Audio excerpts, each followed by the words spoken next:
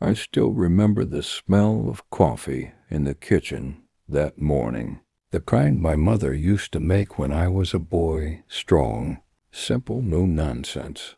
I was standing there watching her, 82 years old, moving slower than she once did, but still carrying that quiet dignity. She's had my whole life. My wife, Sarah, walked in, phone in her hand, scrolling like the world outside our home didn't exist. Mom smiled at her the way she always did, warm, hopeful, trying to connect. "Good morning, dear. Would you like some eggs? I can make them soft the way you used to like." Sarah barely looked up.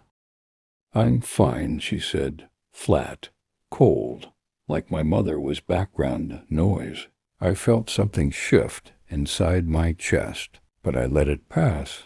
I told myself Sarah was just tired. Work had been stressful. We'd been married 9 years, and for most of them, I thought we had something solid.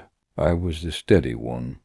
Built a decent construction business from the ground up. Came home every night, never raised my voice. Sarah was the spark. Ambitious, sharp, always moving.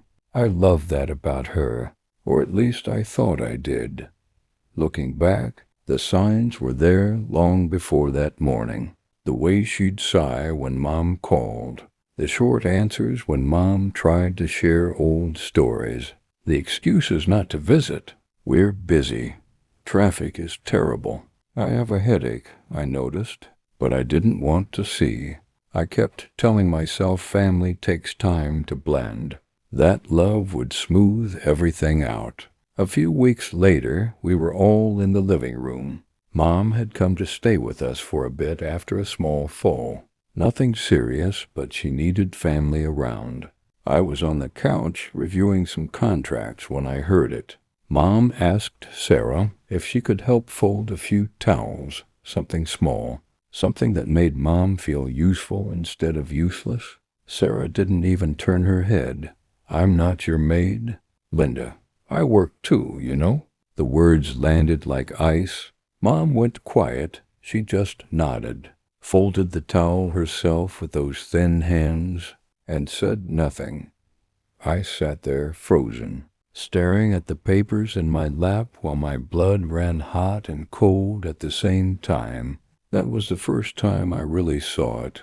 Not just tiredness, not just a bad day, something deeper, a lack of respect that cut straight through the woman who raised me alone after my father passed, the woman who worked 2 jobs so I could finish school, the woman who never once complained.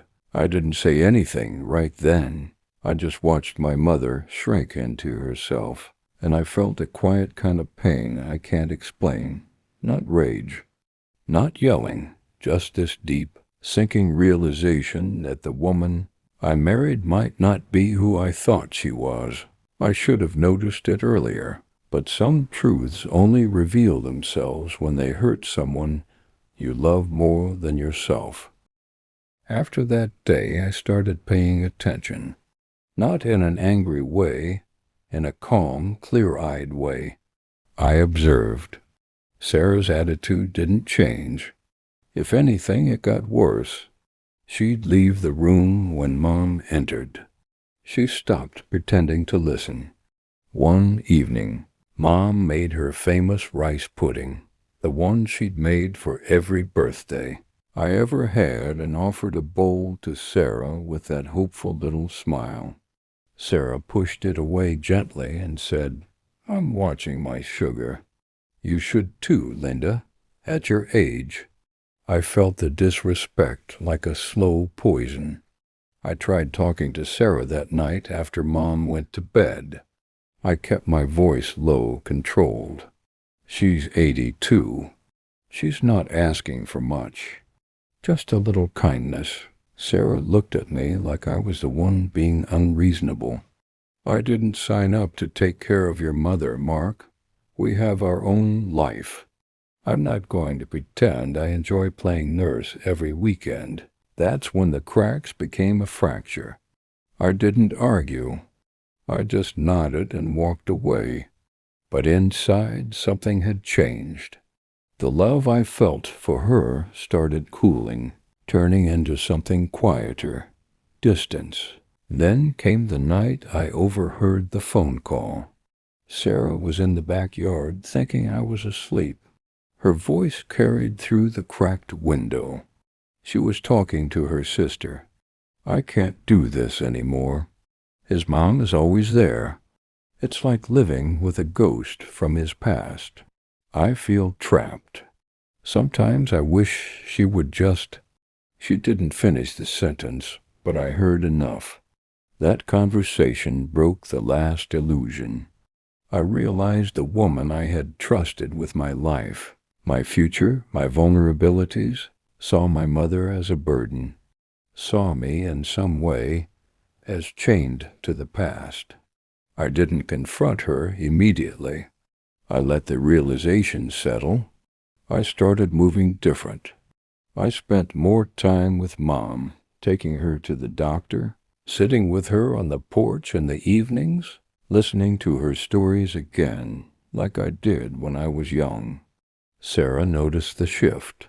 She tried to pull me back with the usual things, dinners, touches, promises things would get better. But once respect is gone, those things feel hollow. Then the deeper truth came out. While going through some old bank statements for the business, I found transfers I didn't recognize. Small at first, then larger. Sarah had been moving money into her personal account for months. Just in case, she later admitted when I asked. In case of what? In case she decided to leave the man whose mother she couldn't respect. I didn't explode. I simply looked at her and said, "I see you now." That quiet sentence carried more weight than any shouting ever could. I didn't scream. I didn't throw things. I simply started building my exit with the same steady hands I used to build my business. I moved Mom into a quiet little place near me, paid for it outright, hired help for the hours I couldn't be there. I made sure she felt honored again, not tolerated. Every Sunday we had dinner together, just the two of us, laughing about old times while the sun went down. She gained weight. Her eyes got brighter. She told me once, with tears in her eyes, "I didn't know I was causing so much trouble." I held her hand and said, "You weren't, you never were." Sarah watched all of this from a distance. The house grew quieter. The space between us turned into a canyon. When I finally told her I wanted a divorce, I did it calmly over coffee at the kitchen table, the same table where my mother once offered her eggs. No drama, just papers. A fair split, and one request, that she never contact my mother again. She cried. She said she didn't mean it, that she was stressed, that she could change. But the cold words she spoke to an 82-year-old woman had already said everything that needed to be said. I walked away. In the months that followed, I poured everything into myself and my work. The business grew. I got stronger, physically, mentally. I traveled with Mom to the ocean, something she'd always wanted. I met new people. I slept better. I smiled more. Sarah reached out a few times. Messages about how she missed us, how she realized too late what she had. I read them, then put the phone down. There was nothing left to say. I didn't lose my marriage. I lost the illusion of it, and in return, I found something better, peace, self-respect, and the man I was always meant to become. The lesson is simple, brothers. Watch how she treats the people who can't give her anything. Watch how she speaks to your mother. Watch how she behaves when no one important is watching. Because that's the real her. Respect, once lost, never really comes back. And sometimes the kindest thing you can do for your mother, for yourself, for your future, is to walk away with your dignity intact.